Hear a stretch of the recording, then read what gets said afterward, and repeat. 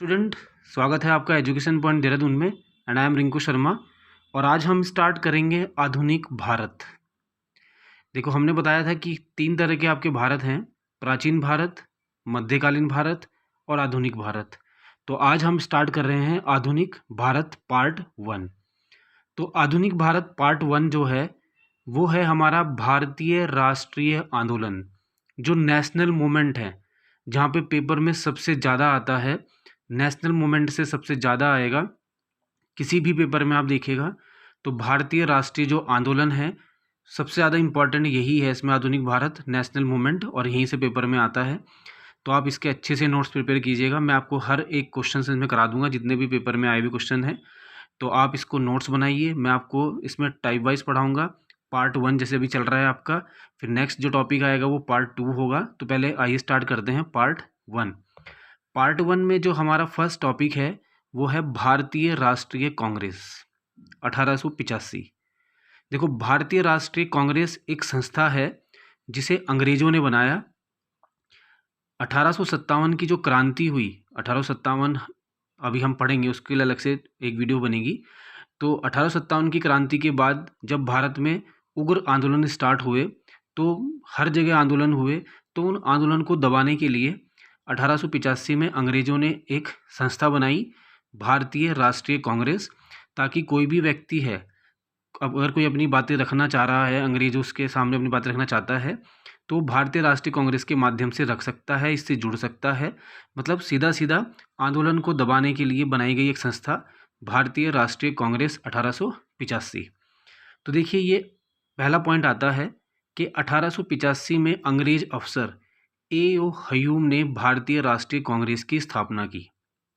Important question है कि भारतीय राष्ट्रीय कांग्रेस की स्थापना किसने की, तो और कब की, बहुत बार पेपर में आता है। तो 1885 में अंग्रेज अफसर ए.ओ. हयूम ने भारतीय राष्ट्रीय कांग्रेस की स्थापना की। दूसरा पॉइंट, भारतीय राष्ट्रीय कांग्रेस की स्थापना के समय भारत के वायसराय कौन थे? Lord Dufferin. इंपॉर्टेंट है, जब भारतीय राष्ट्रीय कांग्रेस की स्थापना हुई तो उस समय भारत के वायसराय कौन थे? Lord Dufferin. आप ध्यान रखेंगे, ये वायसराय एक चैप्टर है मॉडर्न हिस्ट्री का, वो भी हम पढ़ाएंगे, जिसमें हम गवर्नर जनरल, वायसराय, ये सब क्लियर करेंगे। तो अभी आपको ध्यान रखना है, जब भारतीय राष्ट्रीय कांग्रेस की स्थापना हुई उस समय भारत के वायसराय कौन थे? Lord Dufferin. इंपॉर्टेंट क्वेश्चन है। नेक्स्ट, भारत का पहला अधिवेशन पुणे में होना था। देखो, जब भारतीय राष्ट्रीय कांग्रेस की स्थापना हुई तो इसका जो पहला अधिवेशन है, जो मीटिंग है, वो पुणे में प्रस्तावित थी, परंतु प्लेग महामारी चली हुई थी, प्लेग के कारण इसका अधिवेशन पुणे में ना होकर बम्बई में हुआ। तो ये क्वेश्चन आता है कि बताओ, भारतीय राष्ट्रीय कांग्रेस का पहला अधिवेशन कहाँ हुआ? तो बम्बई में हुआ। यही पूछ सकता है कहाँ प्रस्तावित था, पुणे में था, पर प्लेग के कारण पुणे में ना होकर ये बम्बई में हुआ। नेक्स्ट, भारतीय राष्ट्रीय कांग्रेस के पहले अध्यक्ष, इंपॉर्टेंट क्वेश्चन है, बहुत बार पेपर में आ चुका है कि भारतीय राष्ट्रीय कांग्रेस के पहले अध्यक्ष कौन थे? व्योमेश चंद्र बैनर्जी थे, ये आप ध्यान रखेंगे। नेक्स्ट, भारतीय राष्ट्रीय कांग्रेस की स्थापना 28 दिसंबर 1885 को बम्बई के गोकुल दास तेजपाल संस्कृत कॉलेज में हुई। ये भी पूछा गया है, बताइए उस कॉलेज का नाम जहाँ पे भारतीय राष्ट्रीय कांग्रेस की स्थापना हुई, तो वह है गोकुल दास तेजपाल संस्कृत कॉलेज, ये आप ध्यान रखेंगे। कांग्रेस के पहले अधिवेशन में 72 सदस्य थे। ये पूछा गया है कि जो कांग्रेस की पहला अधिवेशन हुआ उसमें कुल कितने सदस्य थे? 72, 72 सदस्य थे, जिसमें सबसे ज़्यादा वकील और पत्रकार थे, इनकी संख्या सबसे ज़्यादा रही। कांग्रेस का दूसरा अधिवेशन 1886 में कलकत्ता में हुआ। अभी हमने पढ़ा कि पहला अधिवेशन 1885 में हुआ, पुणे में होनी थी उसका अधिवेशन, लेकिन हुआ कहाँ? बम्बई में। और भारतीय राष्ट्रीय कांग्रेस का जो दूसरा अधिवेशन है 1886 में, वो कलकत्ता में हुआ, जिसके अध्यक्ष थे दादा भाई नौरोजी। इंपॉर्टेंट है, दादा भाई नौरोजी के भारतीय राष्ट्रीय कांग्रेस के दूसरे अधिवेशन के अध्यक्ष कौन थे? आप ध्यान रखेंगे, दादा भाई नौरोजी। नेक्स्ट, कांग्रेस का तीसरा अधिवेशन 1887 में, देखो पहला 85 में, दूसरा 86 में, तीसरा 87 में मद्रास में हुआ, जिसके अध्यक्ष थे बदरुद्दीन तैयब जी। इंपॉर्टेंट है, बदरुद्दीन तैयब जी के भारतीय राष्ट्रीय कांग्रेस के पहले मुस्लिम अध्यक्ष कौन है? तो आप ये ध्यान रखेंगे, भारतीय राष्ट्रीय कांग्रेस के पहले मुस्लिम अध्यक्ष भी यही हैं, बदरुद्दीन तैयब जी। जैसे कि हमारा नेक्स्ट क्वेश्चन है ही कि भारतीय राष्ट्रीय कांग्रेस के पहले मुस्लिम अध्यक्ष बदरुद्दीन तैयब जी थे। भारतीय राष्ट्रीय कांग्रेस के पहले मुस्लिम अध्यक्ष कौन थे? बदरुद्दीन तैयब जी थे, ये आप ध्यान रखेंगे। तो पहला अधिवेशन 85 में, दूसरा 86 में और तीसरा 87 में। पहले जो हमारे अध्यक्ष हैं व्योमेश चंद्र बैनर्जी हैं, दूसरे जो हमारे पास हैं 1886 में दादा भाई नौरोजी हैं, और तीसरा जो 1887 में हुआ उसमें बदरुद्दीन तैयब जी हैं, ये आपको ध्यान रखना है। नेक्स्ट आता है भारतीय राष्ट्रीय कांग्रेस के पहले अंग्रेज अध्यक्ष कौन है? ये भी इंपॉर्टेंट है, जॉर्ज यूले। भारतीय राष्ट्रीय कांग्रेस के पहले जो अंग्रेज अध्यक्ष रहे जॉर्ज यूले। मुस्लिम पूछेगा तो बदरुद्दीन तैयब जी हैं, और जो अंग्रेज पूछेगा तो जॉर्ज यूले हैं। नेक्स्ट, 1896 में पहली बार वंदे मातरम कलकत्ता अधिवेशन में गाया गया। ये पूछा गया है कि वंदे मातरम भारतीय राष्ट्रीय कांग्रेस के कौन से अधिवेशन में गाया गया है? कलकत्ता अधिवेशन 1896। पहली बार जन गण मन 1911 के कलकत्ता अधिवेशन में गाया गया। ये भी आपको ध्यान रखना है कि भारत में पहली बार जन गण मन 1911 में भारतीय राष्ट्रीय कांग्रेस के कलकत्ता अधिवेशन में गाया गया। इंपॉर्टेंट क्वेश्चन है। भारतीय राष्ट्रीय कांग्रेस की पहली महिला अध्यक्ष श्रीमती एनी बेसेंट थी। ये भी आप ध्यान रखेंगे कि भारतीय राष्ट्रीय कांग्रेस की पहली महिला अध्यक्ष कौन थी? एनी बेसेंट थी, बट ये भारतीय नहीं थी, ये ध्यान रखेंगे। भारतीय कौन है? भारतीय राष्ट्रीय कांग्रेस की पहली भारतीय महिला अध्यक्ष सरोजिनी नायडू थी। तो जो हमारी संस्था है भारतीय राष्ट्रीय कांग्रेस, इनके आपको अध्यक्ष ध्यान रखने हैं कि मुस्लिम अध्यक्ष कौन है पहला, और हमारा अंग्रेज अध्यक्ष कौन है, पहली महिला अध्यक्ष कौन है, पहली भारतीय महिला अध्यक्ष कौन है। ये बहुत ही इंपॉर्टेंट क्वेश्चन है, बार बार पेपर में पूछे जाते हैं। भारतीय राष्ट्रीय कांग्रेस का अंतिम अधिवेशन 1950 में नासिक में हुआ, लास्ट वाला ध्यान रखना है, जिसके अध्यक्ष पुरुषोत्तम दास टंडन जी थे, ये आप ध्यान रखेंगे। भारतीय राष्ट्रीय कांग्रेस के कुल 57 अधिवेशन हुए। टोटल जो भारतीय राष्ट्रीय कांग्रेस के अधिवेशन हुए वो हुए 57।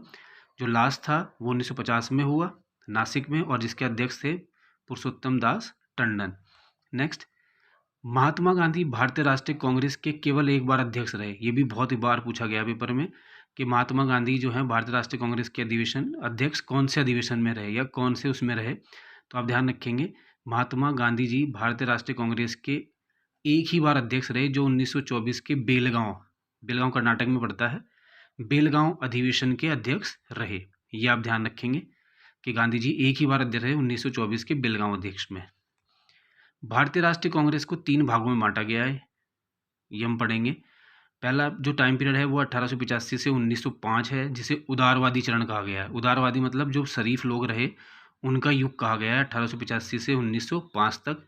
1905 से 1919 तक उग्रवादी चरण माना गया है। उग्रवादी से नाम से समझ में आ रहा होगा, ऐसे व्यक्ति जो लड़ने मरने में विश्वास रखते थे, जिन बहुत ही इंपॉर्टेंट है ये। और नेक्स्ट है 1919 से 1947 तक गांधीवादी चरण, जिसमें महात्मा गांधी जी हमारे आए। तो 1919 से 1947 तक के युग को हम बोलते हैं गांधीवादी युग, या गांधीवादी चरण भी बोल सकते हैं। तो हमारे 3 चरण हैं भारतीय राष्ट्रीय कांग्रेस के। उदारवादी चरण कब से कब तक ध्यान रखना पड़ेगा, उग्रवादी चरण कब से कब तक ध्यान रखना पड़ेगा, और गांधीवादी चरण 1919 से 1947 तक। उदारवादियों के जो मुख्य नेता थे, उदारवादी मतलब जो शरीफ व्यक्ति रहे, उनके जो मुख्य नेता थे वो थे दादा भाई नौरोजी, सुरेंद्रनाथ बनर्जी, फिरोज शाह मेहता, गोविंद रानडे, गोपाल कृष्ण गोखले, मदन मोहन मालवीय और दीनासा वाचा। ये आप ध्यान रखेंगे, पूछा जाता है पेपर में। बताइए निम्नलिखित में से कौन सा उदारवादी व्यक्ति था, या कौन सा उग्रवादी नहीं है, कौन सा उदारवादी नहीं है, ऐसे आपसे पूछ सकता है। तो आपको पता होना चाहिए उदारवादियों के मुख्य नेता कौन थे। दादा भाई नौरोजी, सुरेंद्रनाथ बनर्जी, फिरोज शाह मेहता, ये सब हमारे उदारवादी युग के व्यक्ति रहे। उग्रवादियों के प्रमुख नेता, जो उग्रवादी चरण था उसके जो प्रमुख नेता थे वो थे बाल गंगाधर तिलक, बहुत ही इंपॉर्टेंट व्यक्ति बाल गंगाधर तिलक, अरविंद घोष, विपिन चंद्र पाल, लाला लाजपत राय आदि थे। ये उन्हें उग्रवादी चरण से माना गया है। बाल गंगाधर तिलक सबसे इंपॉर्टेंट है, जो मुख्य नेता हैं अरविंद घोष, विपिन चंद्र पाल, लाला लाजपत राय, लाल पाल, बाल गंगाधर तिलक, विपिन चंद्र पाल और लाला लाजपत राय, ये आप ध्यान रखेंगे। भारत में उग्रवादी विचारधारा लाने का श्रेय बाल गंगाधर तिलक को जाता है। इंपॉर्टेंट क्वेश्चन है कि भारत में उग्रवादी चरण का जो विचार आया वो कौन लेके आया, वो श्री बाल गंगाधर तिलक जी का है। इंपॉर्टेंट नारा देखिए, स्वराज मेरा जन्मसिद्ध अधिकार है। बहुत बार पेपर में पूछा गया है कि स्वराज मेरा जन्मसिद्ध अधिकार है, किसने नारा दिया? तो बाल गंगाधर तिलक जी का नारा है ये।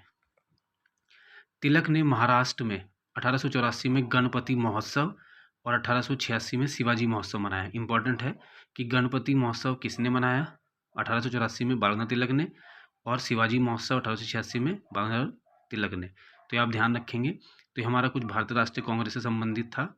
इसके बाद जो हमारा इसमें फर्स्ट इवेंट आता है, नेक्स्ट जो मूवमेंट आता है वो है बंगाल विभाजन, बहुत ही इंपॉर्टेंट, 1905। तो ये आप ध्यान रखेंगे बंगाल विभाजन कब हुआ, पेपर में बहुत बार पूछ रखा है। बंगाल विभाजन 1905 में हुआ। 1905 में लॉर्ड कर्जन ने बंगाल का विभाजन किया। इंपॉर्टेंट है कि बंगाल का विभाजन कौन से वायसराय ने किया, तो लॉर्ड कर्जन, ध्यान रखेंगे आप। 1905 में लॉर्ड कर्जन ने बंगाल का विभाजन किया। बंगाल विभाजन की घोषणा 20 जुलाई 1905 को हुई, जबकि इसका विभाजन 16 अगस्त 1905 को हुआ। देखो पहले घोषणा हुई 20 जुलाई में कि हम विभाजन करेंगे, और 16 अगस्त में इसका विभाजन कर दिया गया। बंगाल विभाजन में बंगाल के 2 टुकड़े कर दिए गए, एक पूर्वी बंगाल और एक पश्चिमी बंगाल। पूर्वी बंगाल और पश्चिम बंगाल, मतलब बंगाल का विभाजन हो गया, एक पूर्वी बंगाल रखा और एक पश्चिमी बंगाल। पश्चिमी बंगाल का मुख्यालय कलकत्ता बनाया गया, जो हिंदू बहुल्य क्षेत्र था, जैसे कि आज वेस्ट बंगाल है। पश्चिमी बंगाल का मुख्यालय कलकत्ता में बनाया गया। पूछा गया है कि बताओ पश्चिम बंगाल का मुख्यालय कहाँ बनाया था, कलकत्ता में, और जो हिंदू, वहाँ पे हिंदू बहुत ज़्यादा थे। पूर्वी बंगाल का मुख्यालय ढाका में बनाया गया। पूर्वी बंगाल जो है उसका मुख्यालय ढाका, बांग्लादेश। ढाका कहाँ पड़ता है, बांग्लादेश में बनाया गया। जो मुस्लिम बहुल्य क्षेत्र था, वहाँ पे मुस्लिमों की संख्या बहुत ज़्यादा थी, तो 2 पार्ट कर दिया, मतलब हिंदू और मुस्लिमों को अलग कर दिया, पूर्वी बंगाल और पश्चिमी बंगाल। बंगाल विभाजन फिर बाद में जाके 1911 में देखो 5 में विभाजन करा। फिर बंगाल विभाजन को रद्द करने वाले गवर्नर जनरल, ये आप ध्यान रखेंगे, जिसने 1911 में से रद्द कर दिया। कि बंगाल विभाजन रद्द कब हुआ, तो बंगाल विभाजन रद्द हुआ 1911 में, और इसे रद्द किसने किया, एक गवर्नर जनरल थे लॉर्ड हॉर्डिंग। तो आपको ध्यान रखना है कि बंगाल विभाजन को रद्द करने वाले गवर्नर हैं लॉर्ड हॉर्डिंग, और कब हुआ रद्द, 1911 में। इसके बाद जो हमारा अगला आंदोलन है स्वदेशी या बायकाट आंदोलन। देखो बंगाल विभाजन के विरोध में भारतीयों ने जो अपना आंदोलन चलाया वो है स्वदेशी आंदोलन या बायकाट आंदोलन, 1905 में ही। ये किसके विरोध में है, ये बंगाल विभाजन के विरोध में है। स्वदेशी आंदोलन बंगाल विभाजन के विरोध में चलाया गया। पूछा गया है कि स्वदेशी आंदोलन किसके विरोध में था, या बायकाट आंदोलन किसके विरोध में था, बंगाल विभाजन के विरोध में। स्वदेशी आंदोलन 7 अगस्त 1905 को कलकत्ता में चलाया गया।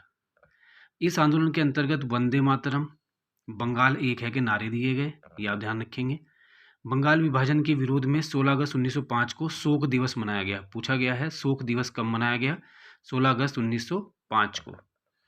वंदे मातरम स्वदेशी आंदोलन का शीर्ष गीत है। इंपॉर्टेंट है कि स्वदेशी आंदोलन का जो शीर्ष गीत है वो क्या है, तो वह है वंदे मातरम। स्वदेशी आंदोलन के अवसर पर ही रविन्द्रनाथ टैगोर ने प्रसिद्ध गीत अमार सोनार बांग्ला लिखा। अमार सोनार बांग्ला किसने लिखा, रविन्द्रनाथ टैगोर जी ने लिखा। और वर्तमान में अमार सोनार बांग्ला जो है वो बांग्लादेश का राष्ट्रीय गीत है। अमार सोनार बांग्ला किस देश का राष्ट्रीय गीत है, बांग्लादेश का राष्ट्रीय गीत है। इसे लिखा किसने, रविन्द्रनाथ टैगोर जी ने। इसके बाद नेक्स्ट हमारा जो मूवमेंट है वो मुस्लिम लीग, 1906। मुस्लिम लीग की स्थापना 30 दिसंबर 1906 में आगा खां और सलीमुल्लाह ने ढाका में की। ये ध्यान रखेंगे कि मुस्लिम लीग की स्थापना कब हुई, 1906 में। किसने की, आगा खां और सलीमुल्लाह ने।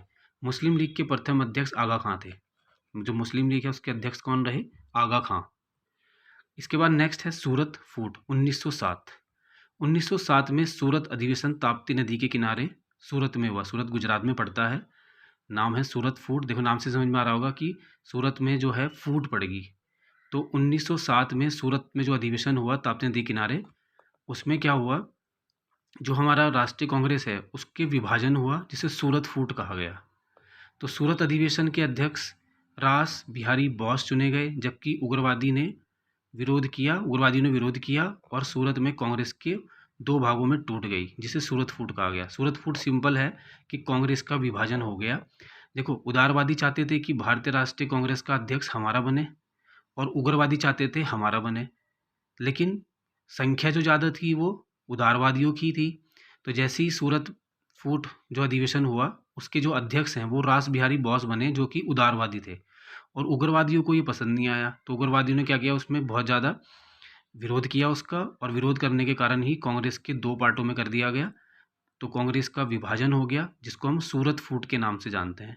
वो हम आगे पढ़ेंगे, नरम दल, गरम दल जो भी था। तो सूरत फूट क्या है, कांग्रेस का विभाजन कब हुआ, 1907 में। तो आज हम सूरत फूट तक ही पढ़ेंगे, तो आप इसको अच्छे से ज़रा नोट्स बना लेना इसके।